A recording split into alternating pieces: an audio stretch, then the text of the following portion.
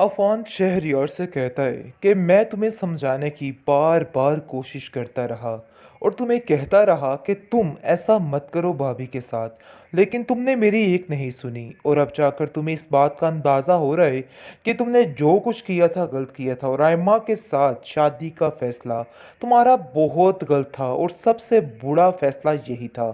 आगे से आप देखेंगे कि वो कहता है, हाँ तुम बिल्कुल ठीक कह रहे हो।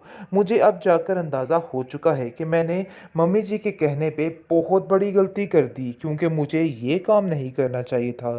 मुझे कभी भी एमल को नहीं छोड़ना चाहिए था और आयमा को कभी नहीं अपनाना चाहिए था। आगे से अफान कहता है कि हम आयमा को जानते थे बचपन से।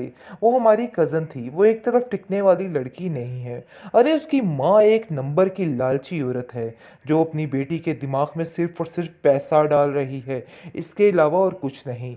लेकिन पता नहीं क्यों आपको इन बातों की समझ ही नहीं आई और आपने इन बातों को नोट ही नहीं किया है। मैं कहता रह गया, लेकिन किसी ने मेरी एक नहीं सुनी।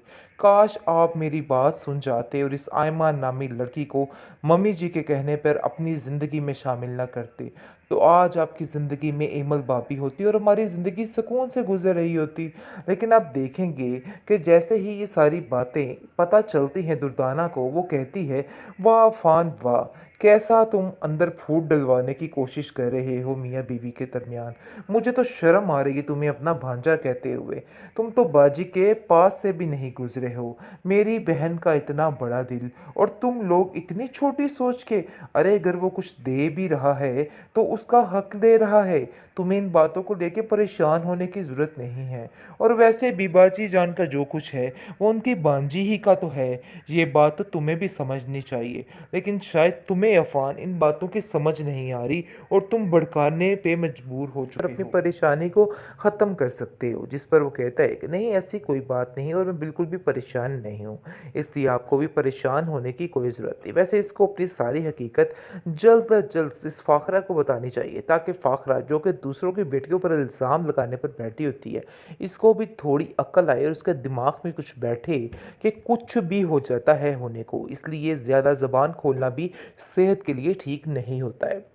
खैर आप देखेंगे कि फ़ाखरा एम्मा से पूछती है और कहती है, माँ मुझे एक बात सही से बताओ कि आखिर क्या मसला है जो बहुत ज़्यादा परेशान हो चुका है शहरियार। मुझे ऐसा लगता है कि जैसे तुम इसको बिला वजह परेशान कर रही हो, क्योंकि वो जानती तो है कि आयमा में कहीं ना कहीं लालच का कीड़ा मौजूद है और वो कहीं ना कहीं उसको ब्लैकमेल करती रहती है और अपनी शॉपिंग के लिए पैसे हटियाती रहती है। लेकिन आप देखेंगे वो कहती है, मुझे तो किसी बात का कोई नहीं है। असल बात तो ये है जो उससे आप खुद पूछ लीजिए, इसलिए मुझे इस तरह से परेशान करने की और सवाल जवाब करने की तो ज़रूरत ही नहीं है। खैर आप देखेंगे वो वहाँ से चली जाती है और सोचती है कि वो बहुत जल्द इन सब बातों का पता लगवा कर ही रहेगी, क्योंकि अब उसे इन बातों का पता लगवाना है और सारी हकीकत को सामने लाना है कि आखिर क्या वजह है और क्या नहीं है। क्योंकि वो बिला वजह बहुत परेशान रहने लग जाती है, क्योंकि वो जानती है कि कहीं ना कहीं ऐसी बात तो ज़रूर है जिसकी वजह से शहरयार की परेशानी में मज़ीद से मज़ीद इजाफा होता जा रहा है। इसलिए आप देखेंगे कि वो कहती है, अफ़ान कि तुम्हें इस बात को पता लगवाना है कि आखिर शहरयार इतना परेशान क्यों है। मैं जानती हूँ कि उसको इमल की टेंशन भी है, लेकिन ये परेशानी कुछ और ही लग रही है और कुछ और ही बता रही है, और मुझे ऐसा लगता है कि जैसे बात कुछ और है। इसलिए इस बातों का पता करवाना बहुत ज़्यादा ज़रूरी हो चुका है और हमें इस बातों का पता करवा कर ही रहना है, क्योंकि मुझे लग रहा है कि एमल के अलावा बात कुछ और भी है जो हमसे छुपाई जा रही है। लेकिन हमें इस बात का पता करवा कर रहना है कि आखिर असल वजह क्या है और क्या नहीं है। ड्रामा से बेरंग के नेक्स्ट एपिसोड काफ़ी इंटरेस्टिंग है। तो नाज़रीन, जैसा कि आप देख रहे हैं कि किस तरीके से ये लड़की यानी कि आयमा अपनी चालों में कामयाब हो रही है। उसको तो ऐसी एक टॉपिक मिल चुका है, अब देखिएगा कि क्या क्या कुछ हथिया कर ये सारा कुछ लूट लटा कर ले जाती, क्योंकि ये यही मौका चाहती थी। खैर आप देखेंगे कि जैसे ही इस हकीकत का पता चला है, तो जिस पर शहरयार उसको खामोश रहने के लिए कहता है और कहता है कि ऐसा कुछ भी मत करना और किसी को भी मत बताना। जिस पर वो कहती है कि तुम्हारा ये जो राज मेरे हाथों लग चुका है, खैर ये समझो कि अब तुम्हें इसके बदले कुछ करना होगा, कुछ देना होगा। जिस पर वो कहता है आखिर ये क्या करना चाह रही है। लेकिन उसको यहाँ पर इसके लालचपन का साफ-साफ अंदाज़ा हो जाएगा कि आखिर ये औरत सिर्फ़ और सिर्फ़ पैसे हथियाने के लिए सारा कुछ कर रही है और इसका मकसद पैसे के अलावा और कुछ भी नहीं है। इस चीज़ का अंदाज़ा इसको साफ-साफ हो चुका है। ख़ैर वो भी काफ़ी परेशान है और कहता है कि आखिर क्या वजह है? जिस पर आप देखेंगे कि वो उसको कहती है असल बात ये है कि तुम्हें मेरे नाम प्रॉपर्टी करनी होगी और ये करना होगा और वो करना होगा। यानी कि जो उसकी माँ ने उसको समझाया हुआ है कि तुमने अपनी खाला जान का हर चीज़ लेकर यहाँ से फ़रार होना है और हमें हर चीज़ अपनी मुट्ठी में करनी है। इसलिए ज़रा ध्यान से काम लेना और सोच समझ कर काम लेना। जिस पर वो अपनी माँ की बातों में आकर सारा कुछ कर लेती है और अपने हाथों से अपनी हर चीज़ बर्बाद कर लेती है।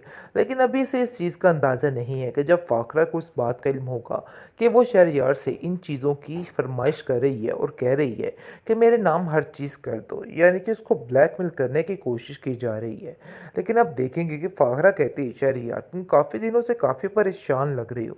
मुझे ऐसा लग रहा है कि कुछ ना कुछ तो ऐसी बात ज़रूर है जिसको छुपाया जा रहा है। देखो ऐसा नहीं करो, अगर कोई ऐसी बात है तो तुम बिला वजह परेशान मत हो बल्कि हमसे शेयर कर सकते हो और अपनी परेशानी को ख़त्म कर सकते हो। जिस पर वो कहता है कि नहीं ऐसी कोई बात नहीं और मैं बिल्कुल भी परेशान नहीं हूँ, इसलिए आपको भी परेशान होने की कोई ज़रूरत नहीं। वैसे इसको अपनी सारी हकीकत जल्द अज जल्द इस फ़ाखरा को बतानी चाहिए ताकि फ़ाखरा जो कि दूसरों की बेटियों पर इल्ज़ाम लगाने पर बैठी होती है, इसको भी थोड़ी अक्ल आए और उसके दिमाग में कुछ बैठे कि कुछ भी हो जाता है होने को, इसलिए ज़्यादा ज़बान खोलना भी सेहत के लिए ठीक नहीं होता है।